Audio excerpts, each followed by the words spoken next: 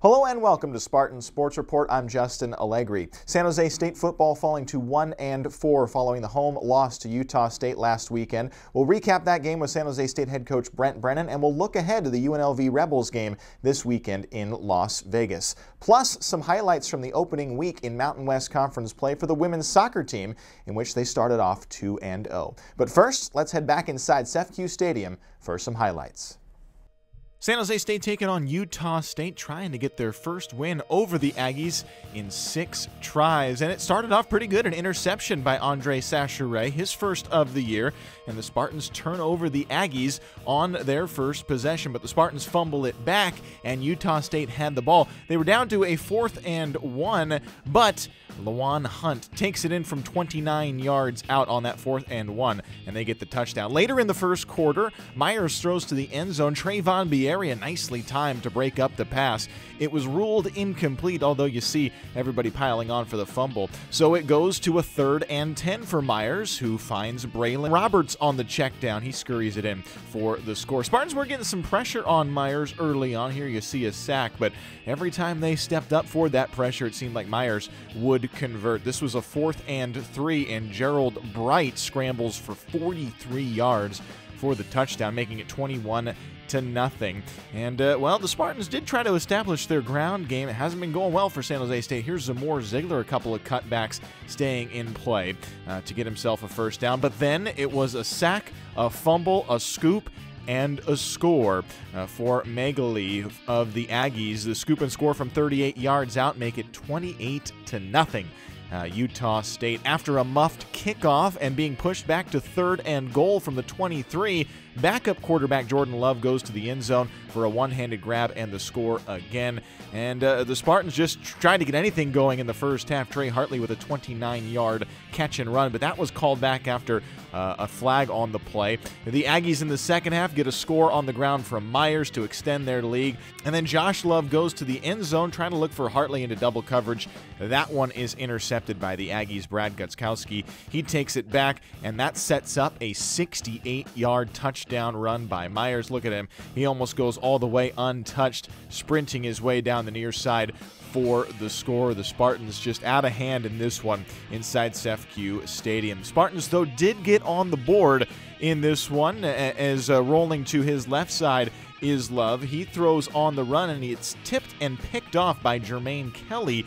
His first interception in a Spartan uniform. Look at the blocking up front for him as he brings it all the way back for the pick 6 of 68 yards, and the Spartans were on the board in this one. They add on a late field goal, a career-long 53-yard attempt for the second week in a row, 1 over 50 for Bryce Crawford, and that one was good for a new career high for Crawford, but it was not enough, obviously, as San Jose State falls at home 61-10 to the Utah State Aggies. Aggies improved to 2-2 overall. They're now 1-0 in Mountain West Conference play, while the Spartans fall to 1-4, 0-1 in Mountain West Conference play. San Jose State had Josh Love in a starting role. He was 8 of 20 for just 54 yards in this game, also threw the interception. On the other side, Kent Myers, he was spectacular, 18 of 24 for 181 yards and 2 touchdowns in the air. On the ground, also added in 2 rushing touchdowns. And Lawan Hunt, 10 carries, 63 yards, and a score.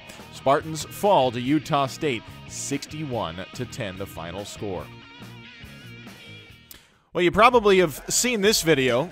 That's Alonzo Carter, the running back coach at San Jose State. Yeah, he was a former dancer for MC Hammer. And if you haven't seen it, check it out on the website, sjsuspartans.com. But somebody else that did see it, well, Ellen DeGeneres took note of the dancing skills you see right here from Alonzo Carter, and on her show, surprised San Jose State with a special treat. And let's do it right now. Hey, everybody. Yeah. How's it going?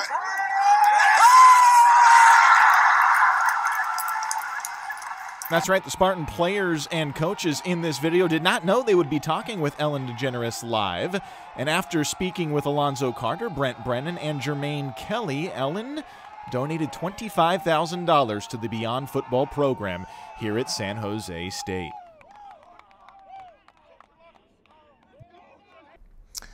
All right, we'll take a first break here on Spartan Sports Report. When we come back, we'll look at some soccer highlights over the weekend. That's after this. Honoring all-around excellence in men's and women's collegiate competition. Every division, every sport. The Learfield Directors Cup. The prestigious award continues its reign as the crowning achievement in college athletics. To follow your favorite team, like us on Facebook, find us online and on Twitter. The Learfield Directors Cup. Ready, Tim? Let's do this. Was that Mike? That's Harry. The car stopped for me. And that's automatic emergency braking. The Nissan Rogue family. Take on today. Bottom line, they still can't touch you. I'll take it.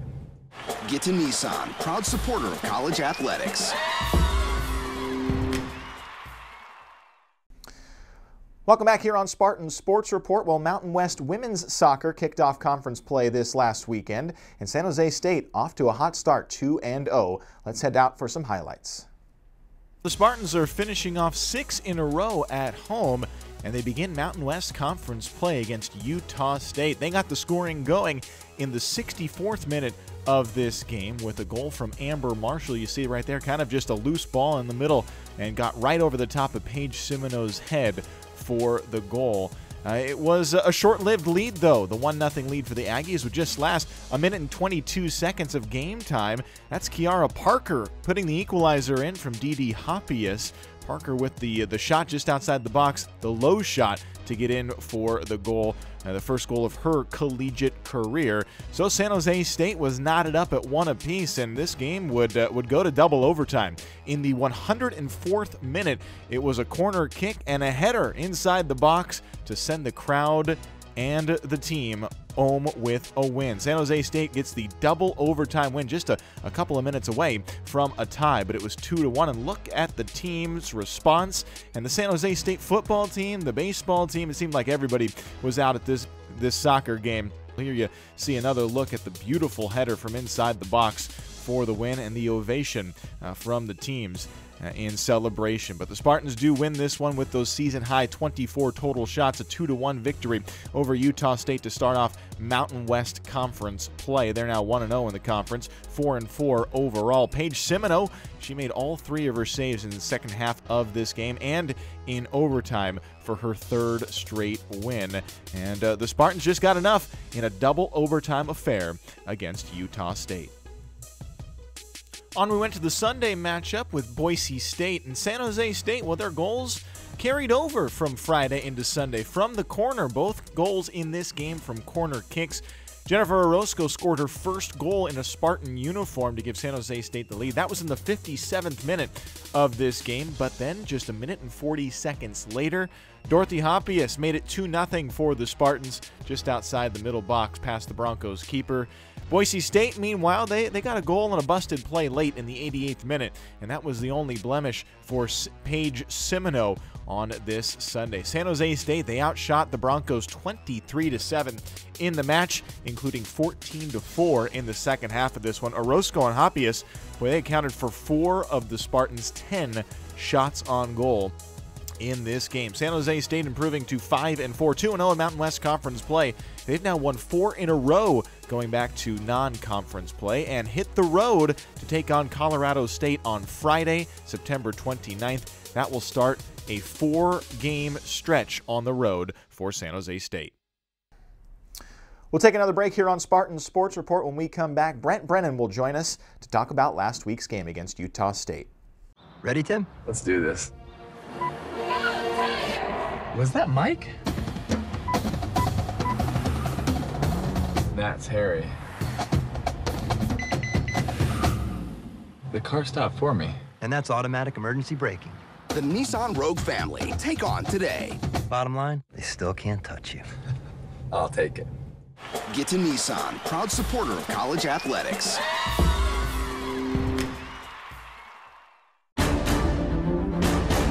Honoring all-around excellence in men's and women's collegiate competition. Every division, every sport. the Learfield Directors Cup. The prestigious award continues its reign as the crowning achievement in college athletics. To follow your favorite team, like us on Facebook, find us online and on Twitter. The Learfield Directors Cup.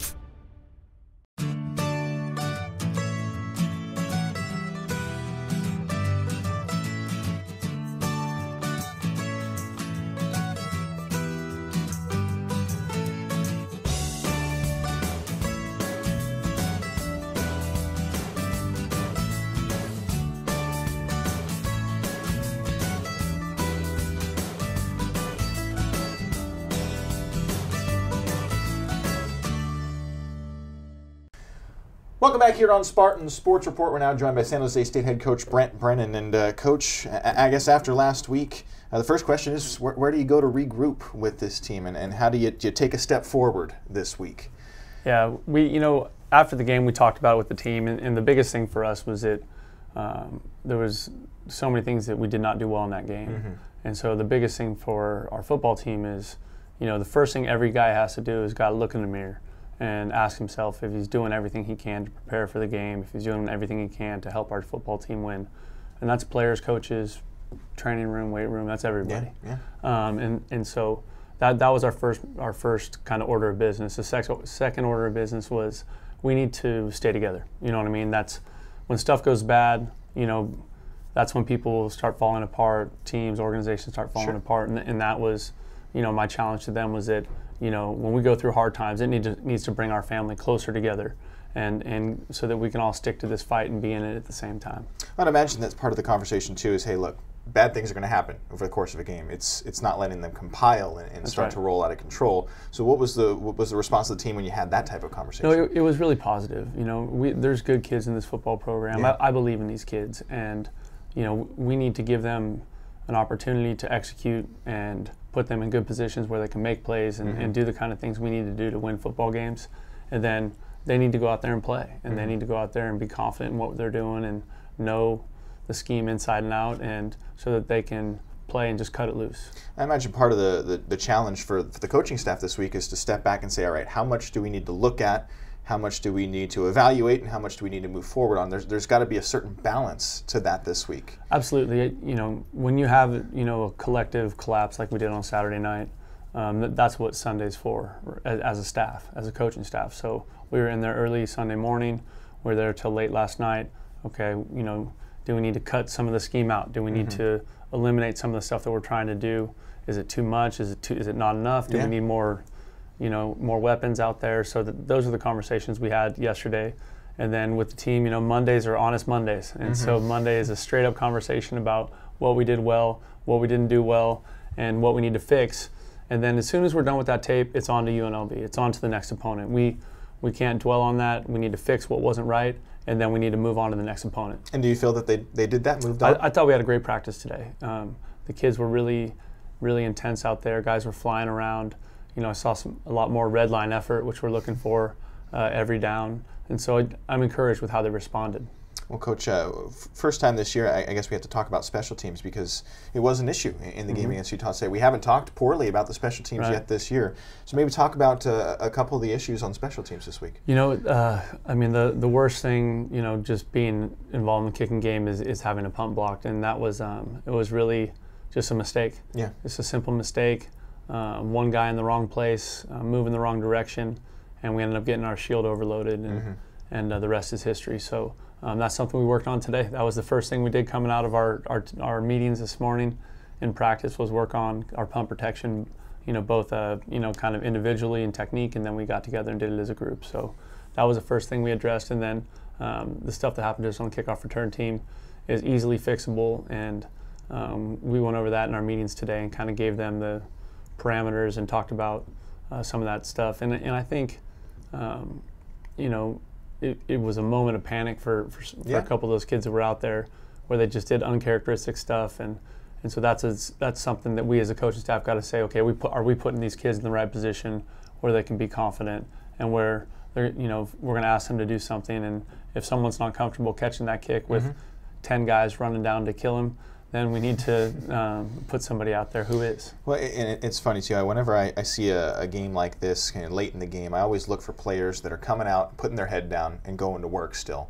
And some players had an opportunity to get on the field for more time than they usually would. I kind of looked at Tyson Parker as one of those players where, he's a guy that in a spot in the game where he's probably going to get more playing time than usual. He comes out, he has, I think it was 6 tackles in that game. So that type of effort to me is one of those that stands out in a game like that. Well, I think that's, Tyson's a freshman, and we're playing a lot of true freshmen, a lot of redshirt freshmen. And so when you do that, that's kind of the balance I'm speaking of do we have enough scheme, and do they know what to do? And Tyson went out there and executed really well, and it's great to see. He's a great kid. He's from Southern California, and it was awesome to see him get out there and run around and make some plays. And so I think, whenever you got a young football team and you're trying to develop those players, a big part of that development has to happen in the game. And so for Tyson to get out there and show that he knew what to do and then be able to execute and finish was really exciting to see. And is it a performance like that that lets you put faith in other players to do similar things on the field? Well, absolutely. I mean, the truth of the matter is, though, either way we're playing those other players. So, in some spots that we're thin, you look out there at times and you're like, wow, that's a young outfit out there. But I believe in the coaching staff. The coaches are working really hard with those young kids, getting them caught up, getting them ready to be in those situations where it's real and it's really intense. And I'm confident that as we move forward, those guys will continue to grow and develop and end up being good players here. Well, and Coach, if we could for a moment step outside of football, because there was a moment of perspective, I think, for a lot of the players. Keithan Martin, who was a captain with the team, walking out onto the field, obviously a young boy that's been through a lot, and a lot that was done by the football program this weekend for Keithan.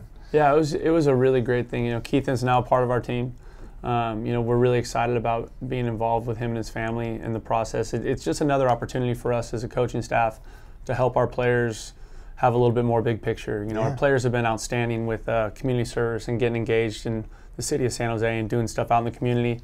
And for us to bring Keithan into our football team, I think 18 months ago he was healthy, happy little boy, and now he's got brain tumor and he's battling that. And it was really neat to see.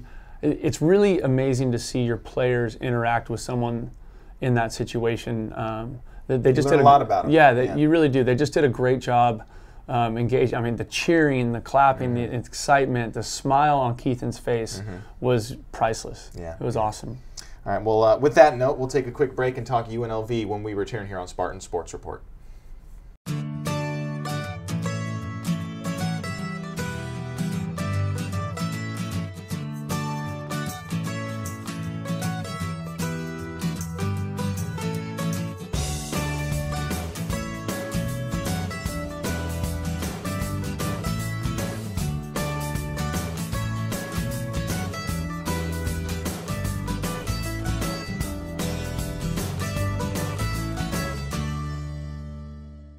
Ready, Tim? Let's do this. Was that Mike? That's Harry. The car stopped for me. And that's automatic emergency braking. The Nissan Rogue family. Take on today. Bottom line, they still can't touch you. I'll take it. Get to Nissan, proud supporter of college athletics. Welcome back here on Spartan Sports Report. We continue to talk with San Jose State head coach Brent Brennan as now we preview UNLV, Coach. And I think a UNLV team that last year took a stride forward in terms of the offense. It was the first time since 1993 that they scored more than 30 points a game. And a group that collectively I think has some good pieces together on offense going into this year. Absolutely. It's interesting. I've known Tony Sanchez for a long time. He was, when I was coaching here at San Jose State my first time, Tony was the head coach at California High School in San Ramon. Oh, wow. And so he's just a great Bay Area dude and a really good football coach. And that offense is clicking. Their running back is an outstanding player. Their quarterback is dynamic. He's a dual threat guy with a big arm. He's a guy that I recruited when I was at Oregon State, or we went and looked at, really talented. And then they got a big-time wide receiver, big-time playmaker. So, Tony and that staff, they're doing a nice job building a program. It's funny, I talked to Tony a couple weeks ago, and we kind of talked about where he's at in year 3 and where I'm at year 1, and some of the stuff I was going through and some of the stuff he's going through now. it's really an interesting conversation to have. Well, you mentioned Armani Rogers, the quarterback, and they named him early. I think it was in spring this year. They named him as a starter over Palendek, who kind of flip-flopped back and forth the past couple of years. But talk a little bit more about Armani Rogers and maybe why he was the guy to go to for them. You know, he is a big athletic kid with real arm talent.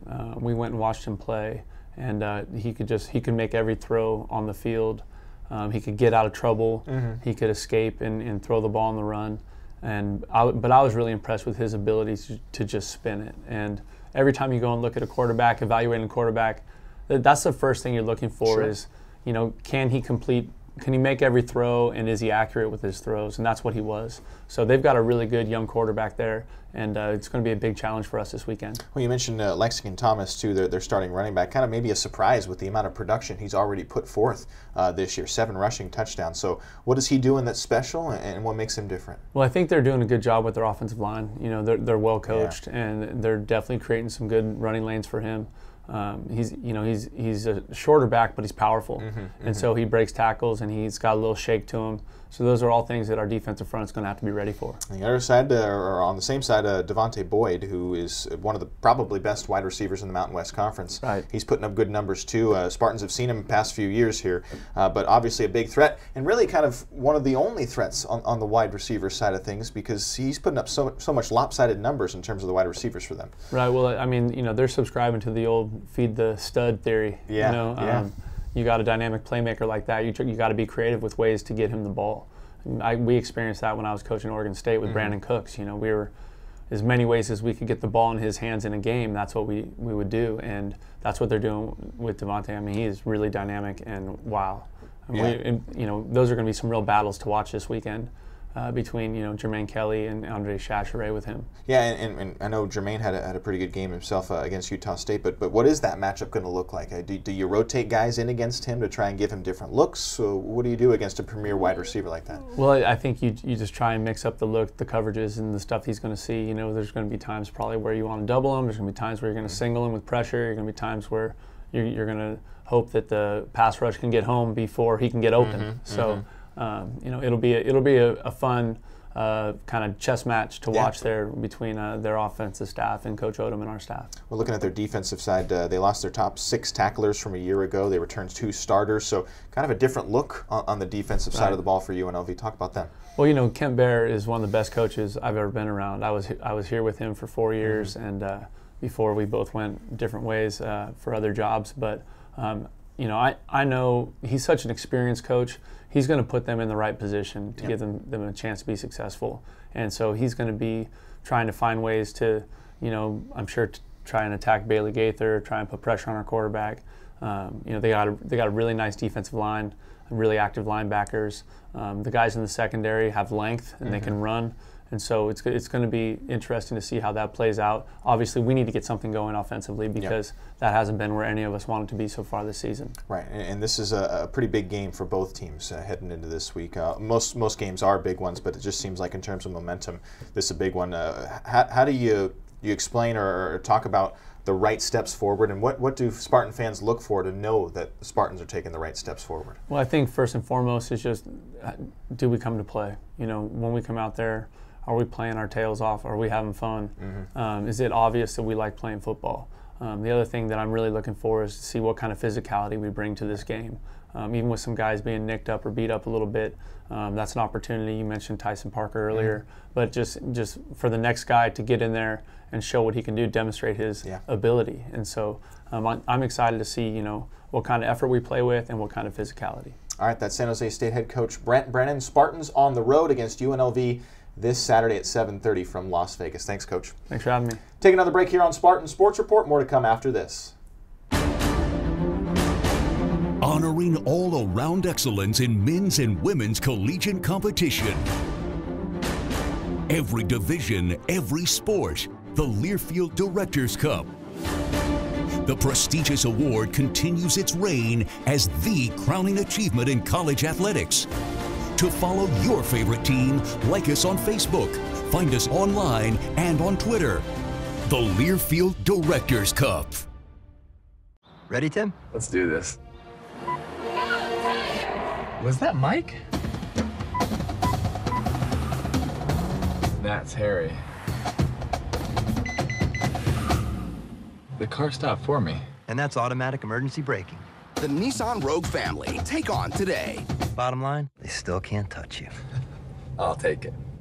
Get to Nissan, proud supporter of college athletics.